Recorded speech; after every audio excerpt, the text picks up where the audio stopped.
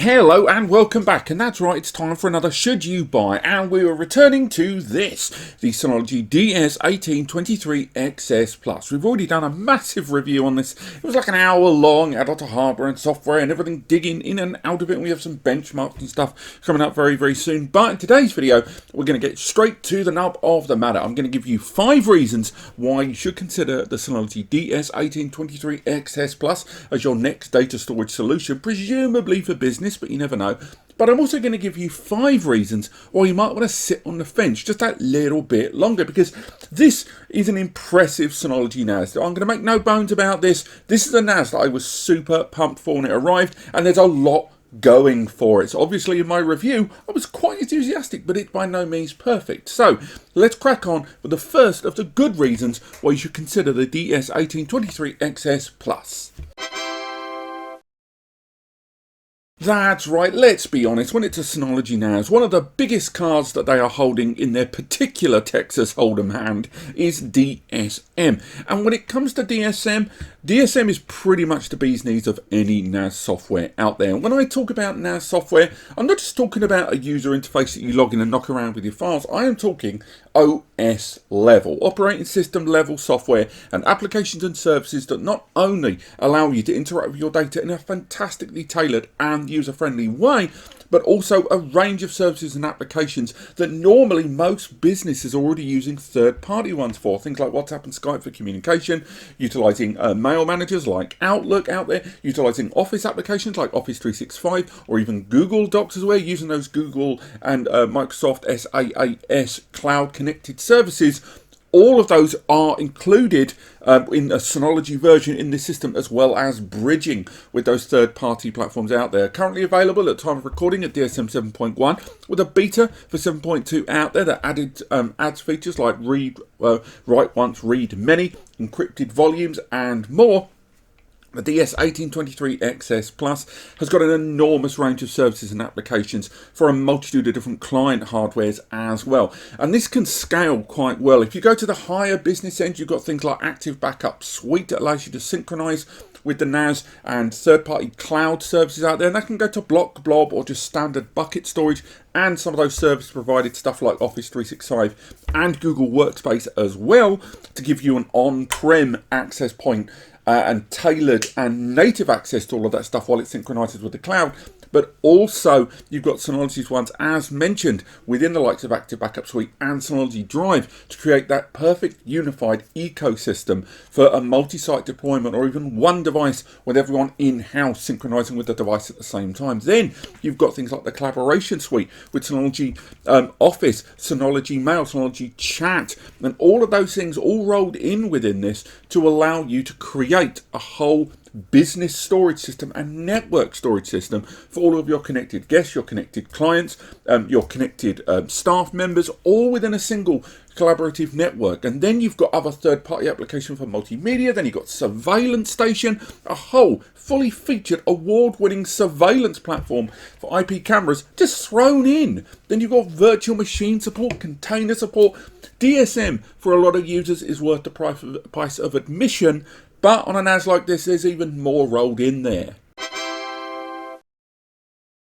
Which brings us to one of the reasons a lot of users, like myself, were quite pumped about the 1823xs, and that is, in terms of desktop utilization, there's a lot to like here in terms of storage, notwithstanding the 8 bays of storage there on the front, each of which can be populated with up to currently existing 22 and 20 TB drives, although it's worth highlighting that compatibility listings and support listings are a little bit on the shaky side, something we'll talk about on the other half of this video. But you've got 8 bays of storage there that you can fully populate or partially populate, and indeed you've got a multitude of different RAID configurations for you to play with as well. But it doesn't stop there, because on the rear of the device you've got a couple of eSATA ports there on the rear, and these allow you to add an additional 10 bays of storage in the system's life via 2 eSATA connected JBOD expansion devices known as the DX517. So again, you've got 8 bays and you can rack it up there to 18 overall. Then you've got 2 M2 NVMe slots inside which support storage pools. So not only can those SSDs be used for caching to kind of improve the read-write activities of more frequently accessed files or consistent uploaded files to the system, but you can also use them to NVMe's as a storage pool. Something, frankly, Synology took their sweet time, including, given that most brands had already rolled it out in one form or another, but at least they've included it.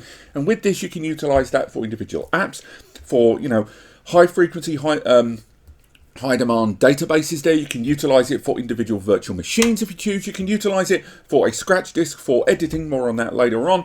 And ultimately, in terms of storage, all of this is wrapped around a system that only has all of those features and services of DSM. I won't repeat myself there, but on top of that, you've also got things like ECC memory on board that allows data being sent to the system to be checked systematically for inconsistencies before it's archived for cold or even warm storage there. Not even going over BTRFS benefits that allow file self-healing as well as snapshot creation, being a lesser impact on system hardware in the background. What I'm saying is, in terms of storage, this is a very scalable system indeed.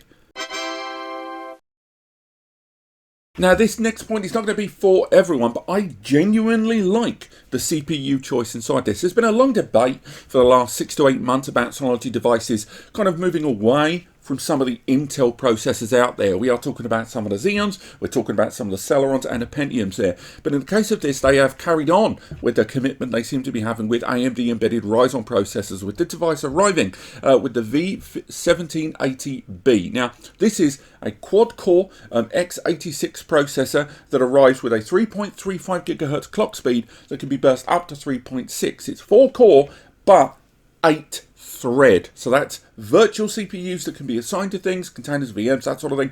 And then on top of that, the system just having a lot of intelligent resources to play with within that CPU to get the job done. And Synology have spent a lot of time now with the embedded Ryzen V1000 and R1000 series to really eke the most out of that architecture from within DSM and provision a lot of those assets intelligently. Now, the reason I say that there's been that debate for 6 to 8 months is because a lot of people like embedded or integrated graphics on their processor. They like some of the features and services that are built into Intel processors that AMD either recreate or don't recreate not as well, or don't include in some of their higher end processors. But the Ryzen series is really making a name for itself over the last few years to compete with Intel, definitely on server grade processors, certainly.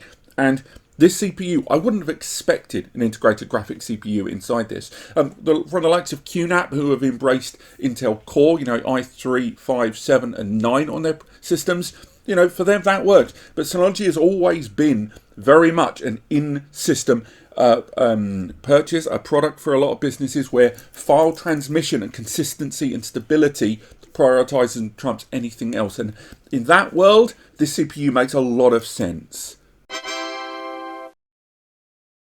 This next point's a little bit more nebulous, but as someone that has been following Synology for a long time and talked about a lot of their products, I really like this chassis design. There's two particular NAS chassis from Synology that I like. The little 4-bay chassis and this one. Because when you get right down to it, if you're looking at 8 bays of storage and you are in maybe a photo video editing suite, maybe you are in an environment where things have to be tight, clean, well presented, and you don't have a server room to put your rack mount in, maybe it's a simple case that the system is going to be in your localized operational environment.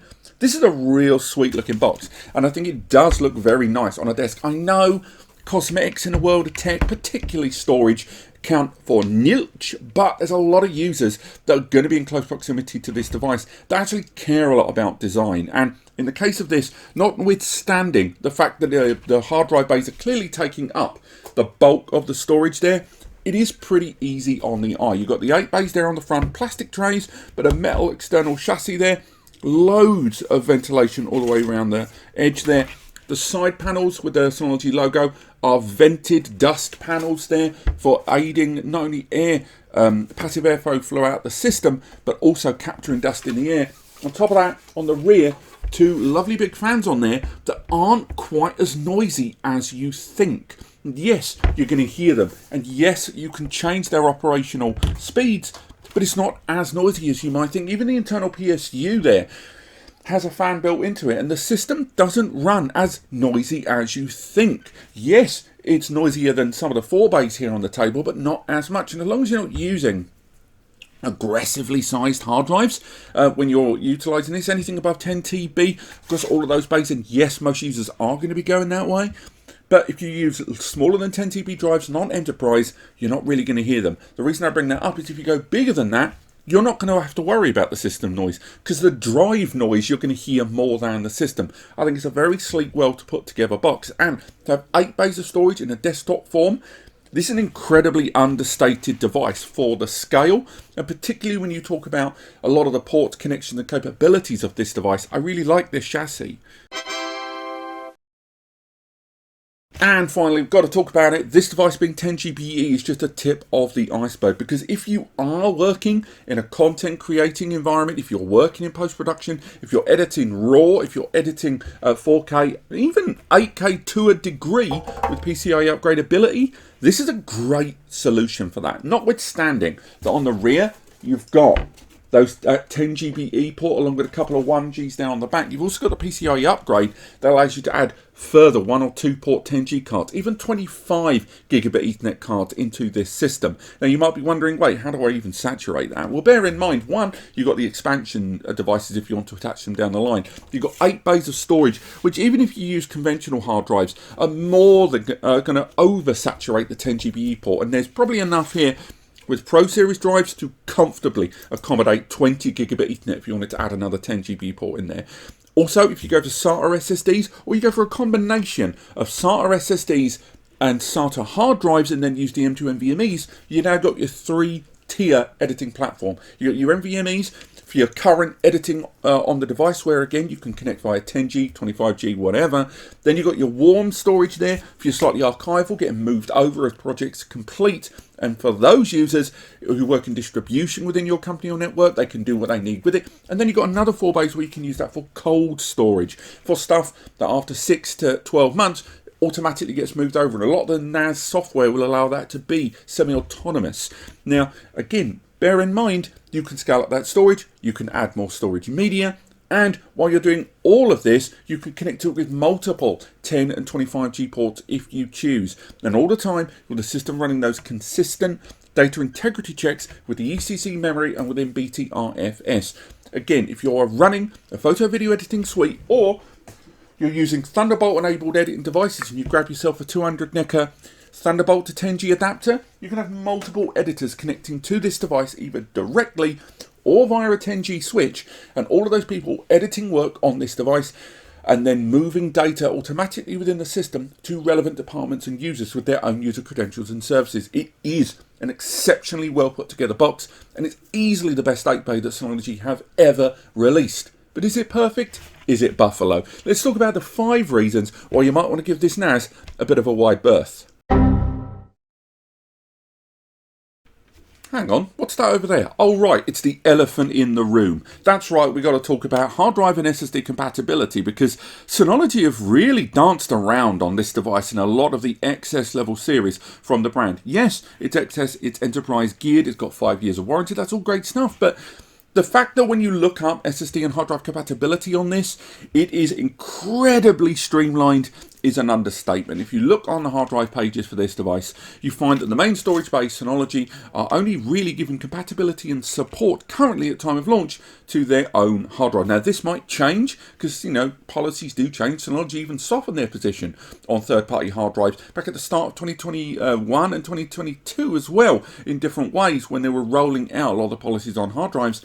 But this device still has an incredibly streamlined list of supported drives there, obviously with their own HAT5300, HAT3300, SAT5200, SNV34 and 3410 hard drives and SSDs. My God, I am a hoot at parties are appearing on there because they're Synology drives to a Synology system. But a lot of users, you know, particularly enterprise users that have had extended experience of things like WD Ultrastar, WD Gold, Seagate Exos, Seagate Ironwall, WD Red Pro, all of these drives work within this system. We tested them. Now, if you use those drives, there was a point in DSM 7.1 where compatibility of certain services within DSM 7.1 was a little bit rolled back, and the system was throwing little warnings at you. Now, again, Synology have softened this. It isn't quite as abrasive in that your system's in critical status, you are using unsupported drives. But it's by no means absent. It's still very much there in terms of when you're using third-party drives. And there is just that lingering doubt for some users that, one, if you're using third-party drives and you need to claim a warranty or support from Synology for the system, that Synology might, you know, this is completely hypothetical, go, we can't really support you because you're using the device in an unsupported configuration. I don't think it will be that black and white, and I think as long as the cause of any issue doesn't come down to the drives, Synology will support you. But the second question is, if you are a system admin, if you are an installer, if you are someone who is doing multiple deployments of these for different clients and customers, the last thing you want is to rock up, install this in someone's workplace, walk out the door, and then someone shouts out the window, "We need you to come back. This thing's got lots of orange danger lights on it." You know? And I think a lot of users are just not keen on Synology's position on compatible hard drives and SSDs. And this extends, by the way, to the M2 NVMe's being used as storage pools, because again, the ability to use SSDs as storage pools is currently only available to using Synology SSDs. You can't use Seagate Cuda or W-Red or Seagate Ironwolf SSDs or even Samsung drives and stuff like that have been used for a long time for caching in these systems. You can't use them for SSD storage pools at this time, which is really disappointing for a lot of users. I've really got a bee in my bonnet about M2 NVMe's in this system, but with good reason, because I think a lot of users, going back to my point about content creators, post-production, and those just dealing with multimedia editing, one of the reasons they're going to be quite, interested in this device is, one, the fact that it's got 10G off the bat and the ability to add more ports, but on top of that, the fact that it's got M2 NVMe's in there to be utilised as storage pools. Again, something Synology have only recently rolled out. However, there's only 2 M2s in there, and a lot of users are like, well, sweet, it doesn't matter, because Synology have got a bunch of M2 NVMe upgrade cards. These cards here that you can install in Synology NAS systems that not only add 2 more M2 NVMe slots inside, but also some of them are combo cards like this that allow you to have another 10G port and add 2 M2 NVMe's. Bingo bongo, you got some serious fun to be had. No, because this device doesn't support M2 NVMe upgrade cards. That really hurt my elbow. You can't add upgrade cards in this system. If you try to use 10G upgrade cards, that works. The 25GB cards, that works. The range of those different cards, they work. But you can't add further M2 NVMe's to this device. And even if you do use this card in some systems, a lot of them still don't allow it to be used for storage pools.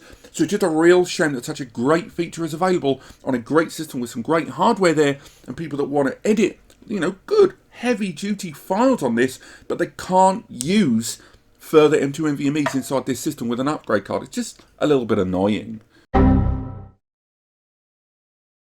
Now, this next point is going to seem a bit counter to my point earlier on about why I actually quite like the CPU inside this, but there's no avoiding that when this arrived on the market and we're all kind of, yeah, that's a great CPU choice, it is more power friendly than the likes of like a Xeon processor out there, but at the same time gives a decent amount of oomph and scalability and hardware resources to use. There's still no avoiding that since this was launched, 2 consistent little threads of problems with a certain user base have arisen. Number one, a lot of users who have been following the XS series from Synology have done so because they've always arrived with Xeons. They are long-term Xeon server users.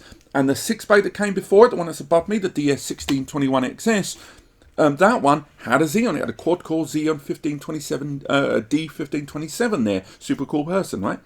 But this system not only didn't arrive with a Xeon there, but they went AMD. It didn't even go for the EPCY CPUs that we've seen rolling out some of the SA series from Synology.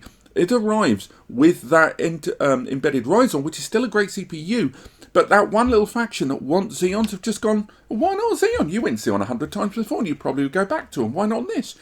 The second little contingent group there, and this is one that unfortunately I'm a little bit a part of, by the way, as someone who does follow Synology a lot. The XS series is meant to be separate from other series, like the SA, like the UC series, like the Plus series, the prosumer base. So when this was launched, we were like, yeah, great stuff. And then a matter of weeks later, Synology rolled out a new rack mount solution in the Plus series, which is supposed to be underneath the XS series. And this Plus series box has that CPU, and it has a 10 GBE port, and it's got 8 gig of ECC memory. It has so many of the same attributes as this 8-bay, but it's a 12-bay rack mount. And it's just, there's too much similarity between those ranges, and therefore it makes you question the hardware architecture you're getting inside this. Yes, it's more about the software than the hardware, but if I get an XS series box, I don't want to hear a couple of weeks later that a Plus series rack mount at relatively the same price, give or take a few hundred nicker, has got exactly the same hardware but more storage bays and capabilities and a larger memory scale. And like, it's just annoying. And talking of annoying, this is something that, again, long-term Synology users have always had a problem with about the XS series, and it's never really going away, but it's particularly painful in the case of an 8-bay, and that is the lack of Synology Hybrid RAID. Now, a lot of users who have been making their way over to the Synology platform did so because maybe they were running Drobos before that. They were running the Drobo 8-bay NAS system, maybe the 5-bay, maybe even some of the DAS systems, and Drobo, peace out, is largely redundant and gone now in terms of bankruptcy, and although they're sort of bobbing about, just above the surface, it's pretty much game over for them. I hate to say it. Now, one of the things people loved about Drobo was something called Beyond RAID. It was the ability to add mix and matching drives inside there. Yeah, of course you wouldn't put lots of mixed drives on day one. Some users might, but a very small niche group. The majority of other users would partially populate a device and then after a few years add more drives. And Beyond RAID, what it allowed you to do, unlike conventional RAIDs where every single drive has to be the same, in Beyond RAID you could be more fluid. You could add larger drives that became more affordable over time as you needed those drives, and would embrace the largest capacity. And as long as it could maintain one drive's worth of safety net or redundancy of the biggest drive, it still allowed you to take advantage of the extra storage. And it was one of the features of Drobo that people really, really liked. And a lot of people heard that Synology, again, heavily tipped to be the Mac alternative to Drobo out there, has a fluid RAID system called Synology Hybrid RAID that does the same damn thing but in NAS. So many users are chuffed. But to have a box that is, tailor-made for content creators, post-production and stuff like that, and it not have SHR is really going to hack people off that aren't aware of that fact. Now, we've already spoken to Synology about this before in other videos. The reason the SHR series, the XS series does not feature SHR, Synology state because SHR does not give the same level of performance and throughput as traditional RAID. And the XS series is designed for that fast throughput. So they've removed SHR in order to prioritise and make sure users are using the right RAID configurations like RAID 5 and RAID 6 and some of the cluster RAIDs. Again, it's really annoying because one, if you have an existing SHR from another NAS and you want to migrate it over, you can do that. This device will support it. And indeed, a lot of users have dug a little bit deeper into the background and found that the setting to have SHR can actually be turned on off unofficially. So this device not having SHR is a conscious choice rather than a limited feature set that's governed by the hardware on offer. And it's just really annoying that such a fantastic feature as SHR isn't at least an option. Now this last point is again another one of those from a certain point of view points for this video. Again, if you've been following Synology for a while, two things that you should know. One, they are all about the software more than the hardware. Any Synology purchase you make is minimum 60-40 in favour of software, although I would argue probably closer to 70-30, maybe even a bit more. So when you're buying a Synology solution, that's that key word, solution. Synology are providing a solution and often an ecosystem product. Secondly, when it comes to solutions that are a little bit more enterprise than in the XS series, you're paying more, not only for that extended warranty, but because the hardware and the architecture has been designed for a certain kind of user to get some serious throughput all the way through. And therefore, in order to maintain that and ensure that performance level and to get the system geared that way, it just ends up being a more expensive system. However, about a year ago, Synology, or more than a year ago now, about a year, 2-3 months, Synology rolled out a 12-bay system known as the DS1823xs NAS. It was the 12-bay desktop XS system, and it costs about £1,000 more than this. So you're thinking, well, it's £1,000, I mean, it's going to be better, isn't it? And that's true, it is better. But the fact still remains that for the sake of £1,000, for a £1,000 difference between the 1823xs Plus and the DS1823xs Plus, yes, £1,000's a lot of money, but it becomes an absolute no-brainer when you think all the advantages I've given this. If you're going to use all of those, just spend £1,000 more. Because the DS1823xs Plus, one, it has got a 6-core Xeon processor. So again, it is a better processor than the one in this. It has 2 10GBE ports off the bat. This only has 1. It has 12 bays of storage. This has 8. It can be expanded up to 36 drives. This can be expanded up to 18 total. It's got 16 gig of DDR4 ECC memory. This has 8. Whatever way you look at it, it's just a better system. And again, there'll be a school of thought that goes, of course it's better, it costs £1,000 more. But once you really quantify all those extra advantages, the extra 8 gig of Synology memory of ECC included there, the extra 10GBE port, the additional 4 bays of storage off the bat, the additional option to add so many more drives in the system's life, and with the M2 NVMe upgrade slot there, which by the way, this system does not have M2s off the bat, fair play.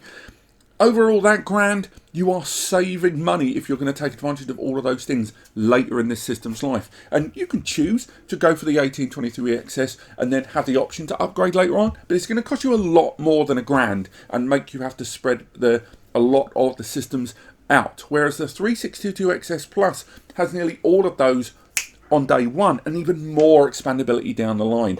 So it's just the pricing of the 1823xs, I guess the real nub of the issue for me is this is just a little bit more expensive than it should be. That gap of just £1,000 between these, either make the 3622xs more expensive, or which would be weird and stupid, or get this lower, like 2, maybe even 300 nicker cheaper. Get that margin a bit broader to make it better value for money, because even though it's XS series, having 2 XS devices where this one becomes an absolute no-brainer to go for just undermines the 1823xs's capabilities, because it arrives in the shadow of a device 1 year older than it. But this has been 5 reasons why you should consider the 1823xs Plus as your NAS, and 5 reasons why you might want to give it a miss. I hope you enjoyed this video. Again, we've done a massive review about this. This is the much shorter review. I hope you've enjoyed it. There's a link to the video review below, as well as a link to the written review as well. If you want to learn more, check those out. If you need free advice, you're not quite sure about the storage setup for your needs, you just need a little bit of a helping hand, use the free advice section. I cannot stress enough how free that section is. It's free advice from me and Eddie. You go down there, you ask, you contact us. It might not be the quickest. There is a way to get it quicker, and there's a fast track thing, but you don't have to do that. There is genuinely free advice services down there. As well as that, there's also the free community advice support forum, where it's me, Eddie, arguably him more than me, I'll be straight with you, and other users in the NAS community answering your questions. And then finally, if you have enjoyed this video and my other videos, and if you're going to shop at Amazon anyway, please use the links in the description to take you there. Again, only use it if the video has helped you, and only use it if you're going to go to Amazon anyway, because using that link costs you nothing extra. And then when it takes you to the Amazon store in your region, anything, and I mean anything you buy, result in a kickback, a small sum of money coming back here to the channel at NAS Compares, where it's literally just me and Eddie doing this, and it allows us to keep doing what we do. Thank you so much for watching, and I will see you next time.